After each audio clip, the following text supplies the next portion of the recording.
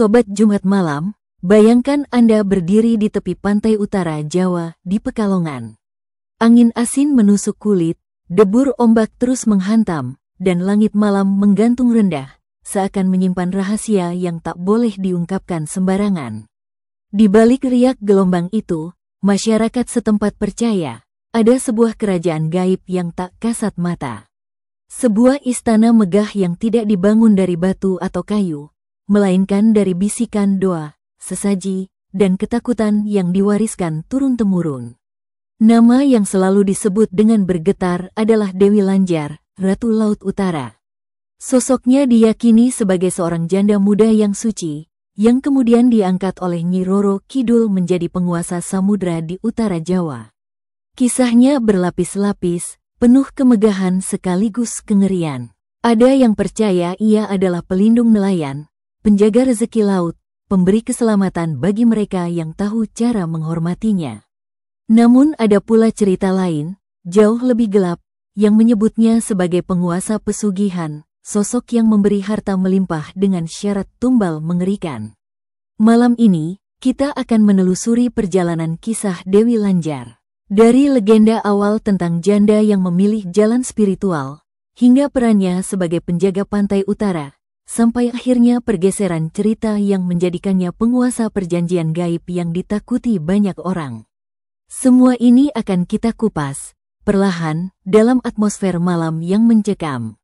Karena di balik suara ombak yang terdengar tenang, selalu ada bisikan yang tidak bisa didengar oleh telinga manusia biasa.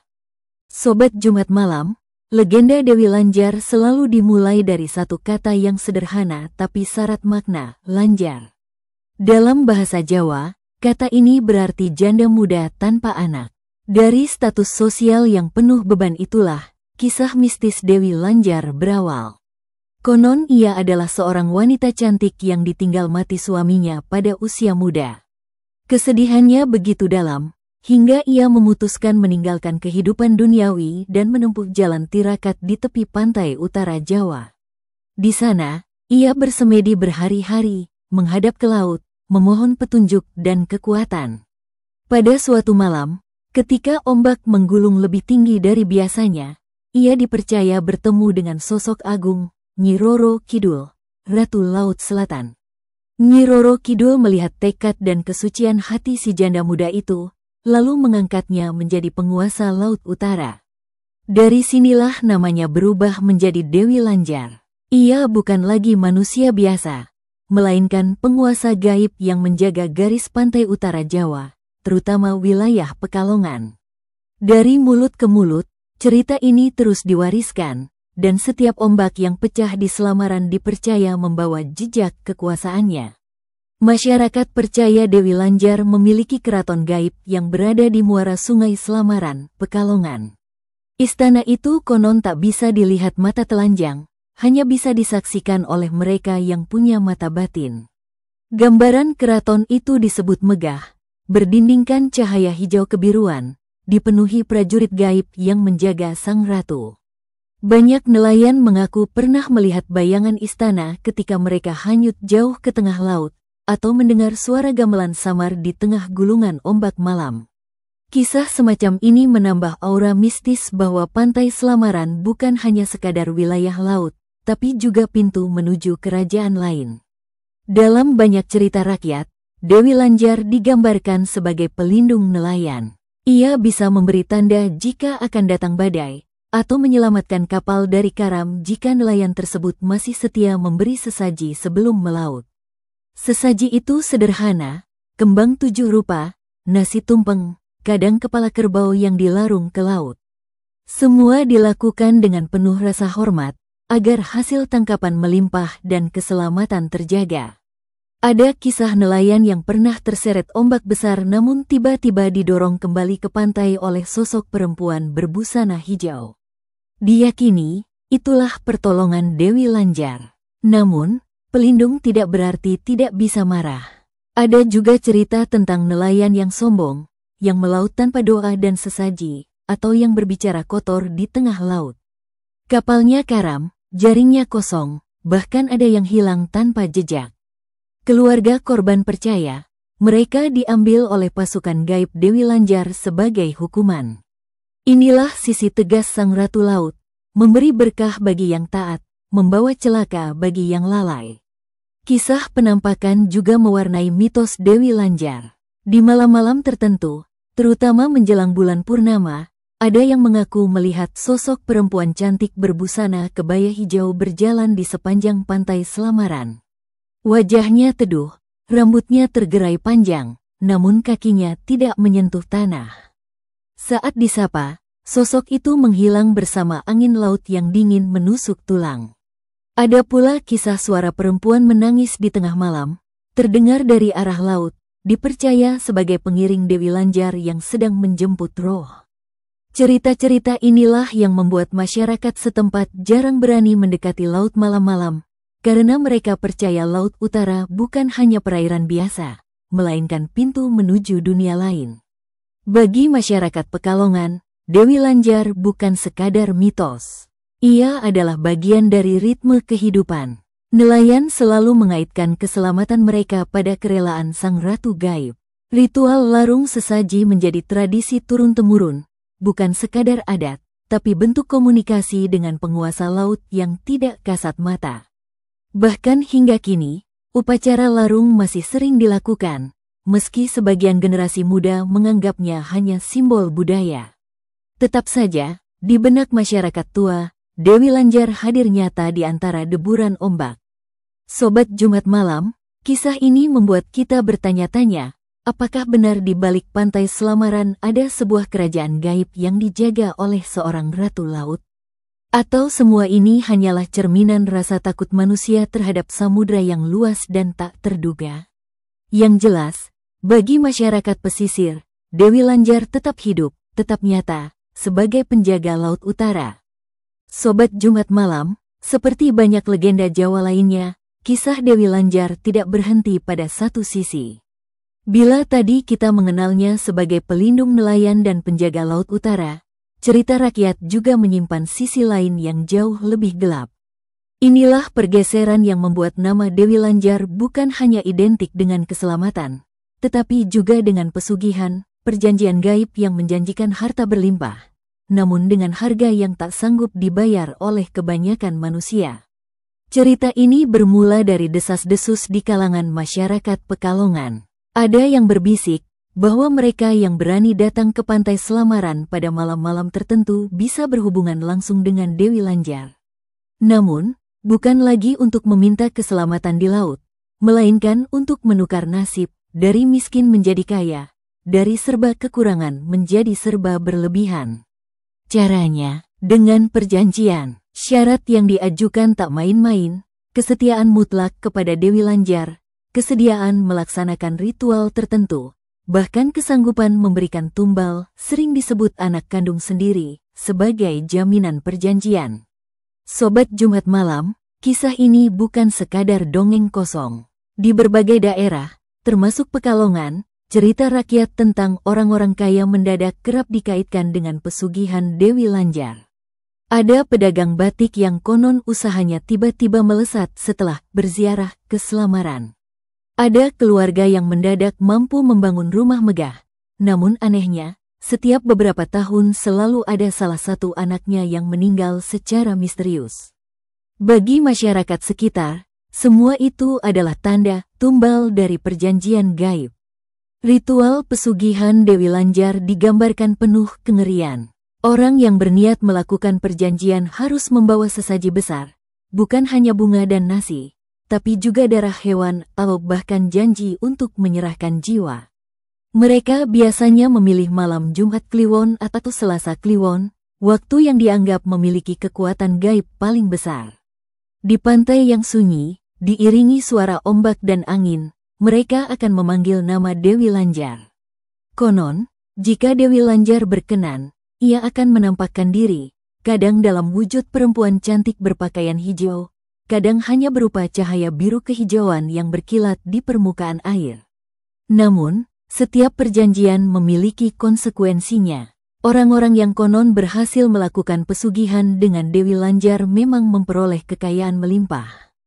Tapi hidup mereka tidak pernah benar-benar tenang. Ada yang mengaku diganggu bayangan perempuan setiap malam. Ada yang keluarganya retak karena selalu ada korban yang harus dikorbankan. Bahkan ada cerita tentang seorang pria kaya raya yang setiap malam Jumat Kliwon harus pergi ke pantai, berjalan sendirian ke arah laut, seolah dipanggil oleh sesuatu yang tak terlihat. Beberapa tahun kemudian, ia hilang tanpa jejak, dan keluarganya percaya ia sudah diambil oleh Dewi Lanjar ke keraton gaib di dasar laut. Pergeseran ini membuat sosok Dewi Lanjar semakin ambivalen di mata masyarakat. Di satu sisi, ia tetap dihormati sebagai penjaga laut dan pelindung nelayan. Tapi di sisi lain, ia ditakuti sebagai penguasa perjanjian gelap yang siap menukar nyawa dengan harta. Bagi sebagian orang, Dewi Lanjar adalah sumber berkah. Bagi yang lain, ia adalah jalan pintas menuju kekayaan sekaligus pintu ke neraka. Sobat Jumat Malam, fenomena ini juga memperlihatkan bagaimana mitos hidup dan berubah sesuai kebutuhan zaman. Ketika masyarakat masih hidup bergantung pada laut, Dewi Lanjar berperan sebagai pelindung nelayan. Namun ketika zaman berubah, dan manusia semakin dikuasai ambisi kekayaan, kisah Dewi Lanjar ikut bergeser. Ia tidak lagi sekadar penjaga, tetapi juga simbol pesugihan, mencerminkan ketakutan dan keserakahan manusia itu sendiri. Maka tak heran jika hingga hari ini, Pantai Slamaran di Pekalongan masih dianggap tempat angker. Bukan hanya karena keindahan lautnya yang memikat, tetapi juga karena cerita-cerita tentang orang hilang, suara gaib, atau ritual pesugihan yang dipercaya masih dilakukan oleh sebagian orang. Semua itu membuat nama Dewi Lanjar terus hidup, tidak hanya sebagai mitos, tetapi juga sebagai simbol kekuatan gaib yang selalu menguji manusia, apakah memilih keselamatan, atau tergoda jalan pintas menuju kekayaan dengan harga nyawa. Sobat Jumat Malam, setelah kita menyelami kisah mistis Dewi Lanjar sebagai penjaga Laut Utara dan pergeserannya menjadi sosok pesugihan, kini kita menengok ke belakang, mencari jejak historis dari sosok ini. Pertanyaan mendasar yang sering muncul adalah, apakah Dewi Lanjar memiliki dasar sejarah, ataukah ia sepenuhnya mitos yang hidup dari mulut ke mulut masyarakat Pekalongan? Kata Lanjar sendiri dalam bahasa Jawa merujuk pada status sosial, janda muda yang ditinggal mati suami, tanpa anak. Dalam masyarakat Jawa tradisional, status ini kerap menimbulkan pandangan miring, karena dianggap belum sempurna dalam menjalani kehidupan rumah tangga. Dari sinilah, kemungkinan besar muncul penggambaran Dewi Lanjar sebagai seorang wanita muda yang rapuh, lalu memilih jalan spiritual. Dengan kata lain, akar istilahnya bukan semata gaib, melainkan berangkat dari realitas sosial. Sumber tertua yang menyebutkan sosok ini diyakini berasal dari babat lokal Pekalongan. Cerita yang paling populer adalah pertemuan antara Dewi Lanjar dengan Raden Bahurekso, seorang tokoh bersejarah dari Pekalongan. Bahurekso adalah Bupati Pekalongan pertama yang memimpin pasukan Mataram di bawah Sultan Agung dalam ekspedisi penyerangan ke Batavia pada awal abad ke-17. Dalam kisah lisan, diceritakan bahwa ketika Bahurekso memimpin perjalanan melewati kawasan pantai, Dewi Lanjar datang memohon izin untuk menetap di Pekalongan. Bahurekso awalnya menolak, namun akhirnya mengizinkan dengan syarat Dewi Lanjar tidak mengganggu masyarakat. Dari peristiwa inilah, ia diyakini menetap di Muara Slamaran dan menjadi penguasa Laut Utara. Jejak ini menarik karena menunjukkan bahwa legenda Dewi Lanjar tidak sepenuhnya terpisah dari sejarah. Ia dilekatkan pada tokoh nyata, yaitu Bahurekso, dan peristiwa nyata, yaitu ekspedisi militer Mataram ke Batavia tahun-tahun 1628 sampai tahun 1629. Catatan sejarah menyebut bahwa pasukan Bahurekso akhirnya gugur dalam ekspedisi tersebut, namun kisah mitos berkembang paralel, menghadirkan dimensi gaib dengan hadirnya Dewi Lanjar. Dengan begitu, legenda ini berfungsi sebagai pengikat antara sejarah lokal dan kosmologi mistis. Di titik ini, kita melihat peran penting Dewi Lanjar dalam membangun identitas Pekalongan. Jika Selatan Jawa memiliki Nyi Roro Kidul, maka Utara memiliki Dewi Lanjar. Keduanya adalah dua sisi dari satu kosmologi Laut Jawa, selatan penuh dengan samudra ganas, utara dengan muara dan pelabuhan. Hubungan ini bukan kebetulan, melainkan refleksi dari keseimbangan kosmik dalam pandangan masyarakat Jawa. Laut bukan hanya sumber kehidupan, tetapi juga pintu dunia gaib yang harus dijaga oleh penguasa Adikodrati. Namun, berbeda dengan Nyi Roro Kidul yang namanya termaktub dalam berbagai serat besar seperti Serat Centini atau Babat Keraton, Dewi Lanjar jarang disebut dalam naskah resmi atau kesusastraan Jawa klasik. Inilah yang menegaskan bahwa sosok ini lebih banyak hidup dalam tradisi lisan masyarakat Pekalongan daripada dalam catatan istana. Dewi Lanjar adalah milik rakyat pesisir, bukan elit keraton. Kisahnya lebih sering didengar dari nelayan, dari juru kunci pantai, atau dari sesepuh desa, bukan dari para pujangga keraton. Walaupun demikian, absennya Dewi Lanjar dalam teks besar bukan berarti ia tidak penting. Justru hal ini menunjukkan bagaimana mitos lokal memiliki daya hidup yang sama kuatnya dengan mitos keraton. Bagi masyarakat Pekalongan, Dewi Lanjar adalah realitas gaib yang tak terbantahkan. Keberadaannya dijaga lewat ritual larung sesaji, cerita turun-temurun, bahkan melalui simbol-simbol di kawasan pantai Selamaran. Sampai sekarang, gapura masuk kawasan itu dihiasi ornamen yang kerap dihubungkan dengan kehadiran Dewi Lanjar. Sobat Jumat Malam, yang menarik dari kisah sejarah ini adalah bagaimana mitos dan fakta saling berkelindan. Fakta sejarah, Bahurekso dan pasukan Mataram memang ada. Fakta mitos, Dewi Lanjar datang meminta izin untuk tinggal di Pekalongan. Kedua hal ini lalu dipadukan, menciptakan narasi yang lebih lengkap, bahwa perjuangan manusia di darat selalu didampingi oleh kekuatan gaib di laut. Dengan begitu, masyarakat Pekalongan tidak hanya memiliki catatan sejarah berupa perjuangan Bahurekso, tetapi juga kisah gaib berupa penguasaan Dewi Lanjar. Dalam banyak upacara adat, hubungan antara sejarah dan mitos ini terus dirawat. Misalnya, ketika masyarakat menggelar larung sesaji di pantai, mereka tidak hanya mempersembahkan makanan kepada laut. Mereka juga menyebut nama Dewi Lanjar sebagai penguasa yang harus dihormati. Bagi mereka, ritual ini bukan sekadar adat, melainkan bukti hubungan timbal balik antara manusia dan penguasa gaib. Inilah cara masyarakat menjaga keseimbangan kosmik, sesuatu yang sudah berakar sejak era Bahurekso. Jika kita melihat lebih luas, mitos Dewi Lanjar juga berfungsi sebagai benteng identitas Pekalongan. Kota ini terkenal sebagai pusat batik, pelabuhan, sekaligus kawasan pesisir yang kaya budaya. Dengan adanya figur gaib seperti Dewi Lanjar, Pekalongan memiliki ciri khas spiritual yang membedakannya dari kota lain di pesisir utara Jawa. Bahkan dalam dunia modern, nama Dewi Lanjar sering digunakan sebagai simbol pariwisata dan cerita rakyat, menunjukkan bagaimana legenda ini tidak mati di telan zaman. Sobat Jumat Malam, jejak sejarah Dewi Lanjar memang samar. Ia tidak tercatat dalam dokumen resmi, tetapi kuat dalam babat lokal dan cerita rakyat. Disinilah daya tariknya, ia berdiri di antara batas sejarah dan mitos, antara fakta dan keyakinan. Dan seperti banyak legenda lainnya, semakin sulit dibuktikan, semakin kuat pula daya hidupnya. Sobat Jumat Malam, bila di awal kita mengenal Dewi Lanjar sebagai penjaga pantai dan pelindung nelayan, perjalanan waktu membuat sosok ini mengalami pergeseran makna.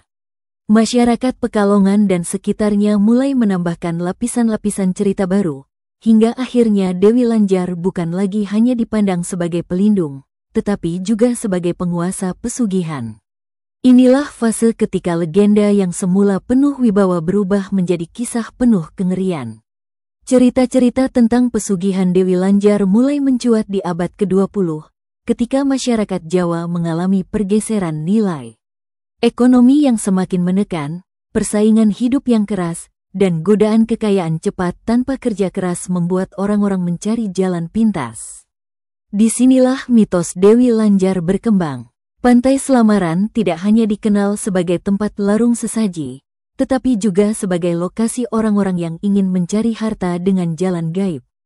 Perubahan ini pelan tapi pasti mengubah citra Dewi Lanjar dari pelindung nelayan menjadi penguasa perjanjian gelap.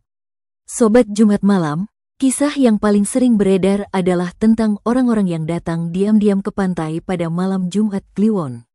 Mereka membawa sesaji besar, tak hanya kembang dan kemenyan, tetapi juga ayam hitam, kambing, atau bahkan niat menyerahkan nyawa manusia. Di tengah gelapnya malam, mereka memanggil nama Dewi Lanjar, berharap Ratu Laut itu hadir untuk menegosiasikan perjanjian. Konon, bila Dewi Lanjar berkenan, ia akan menampakkan diri dalam wujud perempuan muda berparas cantik, berbusana kebaya hijau, dengan sorot mata tajam yang menusuk jiwa. Namun, setiap perjanjian ada syaratnya. Kekayaan memang bisa didapat, usaha bisa maju pesat, namun tumbal harus disiapkan. Dalam banyak cerita, tumbal itu berupa anak kandung atau keturunan keluarga. Ada kisah seorang saudagar batik yang tiba-tiba usahanya melejit, tapi setiap 7 tahun satu anggota keluarganya meninggal dengan cara misterius.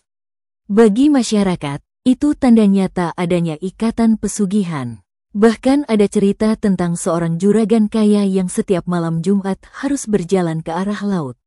Tubuhnya seperti ditarik sesuatu, hingga suatu malam ia tidak pernah kembali.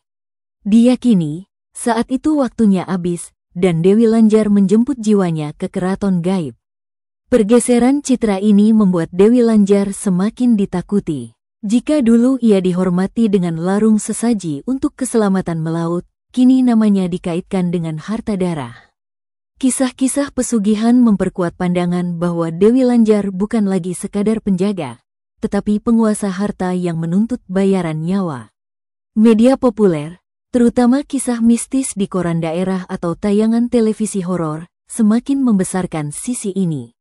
Dengan narasi yang penuh sensasi, mereka mengisahkan pesugihan Dewi Lanjar dengan detail menyeramkan, perjanjian di tengah malam, tumbal manusia, dan kekayaan yang berbalut darah.